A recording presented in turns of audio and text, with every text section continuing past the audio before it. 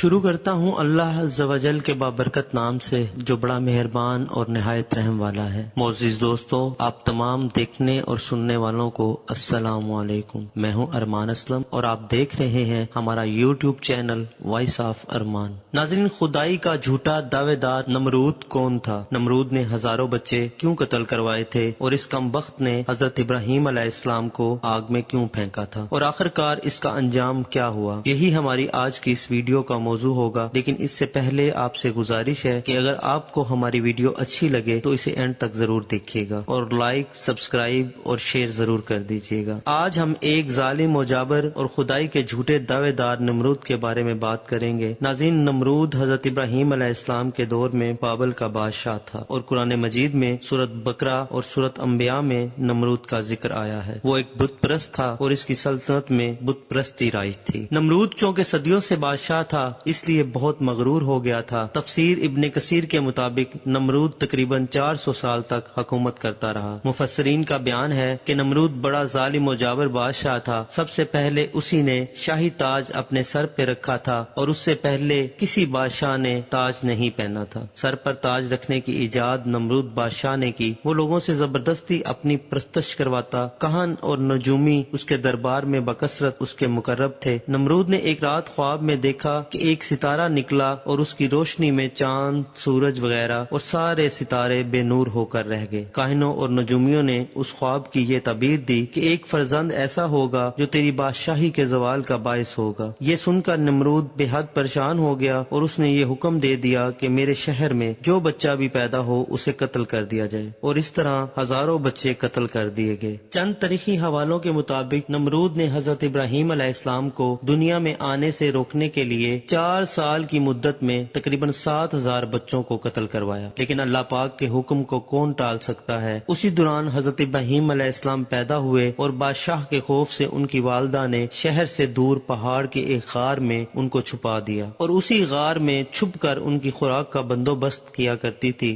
بعض مفسرین کے مطابق 7 برس کی عمر تک اور بعض کے مطابق 17 برس کی عمر تک آپ اسی غار میں پرورش پاتے رہے۔ ناظرین، نمرود نے اپنی سلطنت میں خوراک کی تمام چیزوں کو اپنی تحویل میں لے لیا تھا۔ نمرود صرف انہی لوگوں کو غلہ دیا کرتا تھا جو اسے خدا تسلیم کرتے تھے۔ ایک دفعہ حضرت ابراہیم علیہ السلام اس کے دربار میں غلہ لینے کے لیے تشریف لے گئے تو اس خبیث نے کہا کہ پہلے تم مجھے اپنا خدا تسلیم کرو، پھر میں تم کو غلہ دوں گا۔ حضرت ابراہیم علیہ السلام نے بھرے دربار میں واضح اعلان فرما دیا کہ تو جھوٹا ہے اور میں ایک ہی خدا کا پرستار ہوں جو وحدہ لا شریک ہے۔ یہ سن کر نمرود آپے سے باہر ہو گیا اور آپ کو بھرے دربار سے نکال دیا اور غلے کا ایک بھی دانہ نہیں دیا۔ آپ اور آپ کے چند ساتھی جو مومن تھے بھوک کی شدت سے نڈھال ہو گئے اور ان کی ہمت جواب دینے لگی۔ اس وقت آپ علیہ السلام ایک تھیلے میں ریت بھر کر ایک ٹیلے کے پاس تشریف لے گئے اور اللہ پاک سے دعا کی تو وہ ریت اللہ کے حکم سے آٹا بن گئی اور آپ نے اس کو اپنے ساتھیوں کو کھلایا اور خود بھی کھایا۔ ناظرین، نمرود چونکہ بت پرست تھا اس نے اپنی سلطنت میں بھی بت پرستی کو رائج کیا ہوا تھا۔ جب حضرت ابراہیم علیہ السلام نے توحید کی دعوت دینا شروع کی تو اس نے حضرت ابراہیم علیہ السلام کی مخالفت کی۔ نمرود کا محل مختلف قیمتی پتھروں سے بنایا گیا تھا اور یہ مختلف قیمتی بتوں سے بھرا ہوا تھا۔ نمرود بتوں کی پوجا کرنے کے ساتھ ساتھ خود بھی خدائی کا دعویٰ کرتا تھا اور حضرت ابراہیم علیہ السلام مختلف طریقے سے لوگوں کو توحید اور یکتا پرستی کی طرف دعوت دیتے رہے۔ ناظرین، جب حضرت ابراہیم علیہ السلام نے خفیہ طور پر بتوں کو توڑ دیا تو آپ کو نمرود کے سامنے پیش کیا گیا۔ اس موقع پر نمرود کے رب ہونے کے دعوے کو رد کیا اور اللہ پاک کی وحدانیت کو ثابت کرنے کے ارادے سے نمرود سے ایک مناظرہ کیا۔ قرآن مجید کی سورۃ بقرہ کی آیت نمبر 258 میں نمرود اور حضرت ابراہیم علیہ السلام کے مکالمے کا مفہوم کچھ یوں بیان کیا گیا ہے کہ اس مناظرے میں حضرت ابراہیم علیہ السلام نے فرمایا، میرا خدا لوگوں کو زندگی اور موت دیتا ہے، تو ان کے جواب میں نمرود نے کہا، میں بھی زندگی اور موت دے سکتا ہوں۔ نمرود نے اپنی اس بات کو ثابت کرنے کے لیے تو قیدی لانے کا حکم دیا، پھر ان میں سے ایک کو آزاد کرنے اور دوسرے کو قتل کرنے کا حکم دیا۔ گویا جسے آزادی دی اسے زندگی عطا کی گئی اور جسے قتل کیا اسے موت دی گئی۔ اس موقع پر حضرت ابراہیم علیہ السلام نے فرمایا کہ میرا خدا سورج کو مشرق سے نکالتا ہے، اگر تم بھی خدا ہو تو سورج کو مغرب سے نکال کر دکھاؤ۔ نمرود حضرت ابراہیم علیہ السلام کی اس بات کا جواب نہ دے سکا اور حضرت ابراہیم علیہ السلام کو نمرود نے اپنے خداؤں کی بے حرمتی اور انہیں توڑنے کے جرم میں سزا کے طور پر آگ میں پھینکنے کا فیصلہ کیا۔ نمرود اور بت پرستوں کے اس فیصلے کا تذکرہ سورۃ انبیاء کی آیت نمبر 68 میں ہوا ہے کہ نمرود نے اس مقصد کے لیے ایک خاص جگہ تیار کرنے اور لوگوں کو لکڑیاں جمع کرنے کا حکم دیا۔ حضرت ابراہیم علیہ السلام کو جلانے کے لیے لکڑیاں جمع کرنا لوگوں کے لیے اتنا